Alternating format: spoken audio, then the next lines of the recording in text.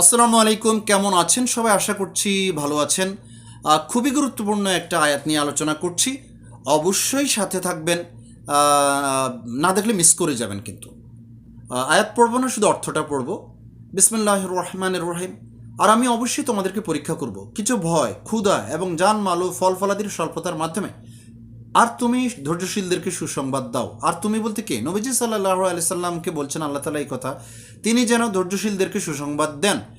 এত সব ক্ষতির পরে আল্লাহ তাআলা, যদি আমি ধৈর্য ধারণ করতে পারি, সবর করতে পারি, তাহলে আল্লাহ তাআলা আপনাকে অবশ্যই দুনিয়াতে এবং আখিরাতে উত্তম পুরস্কার দান করবেন। আখিরাতে জান্নাত এবং দুনিয়াতে স্বস্তি, শান্তি। আর পরীক্ষাগুলো কি হবে? আপনার আপনজন অ্যাক্সিডেন্ট হতে পারে, ক্ষতি হতে পারে, ধন সম্পদ হারিয়ে যেতে পারে, অথবা কম পেতে পারেন, না পেতে পারেন, ফলাদি নষ্ট হয়ে যেতে পারে। এই সব কিছুর বিনিময়ে আপনার ইমানের পরীক্ষা করা হবে যদি আপনি ইমানদার হয়ে থাকেন।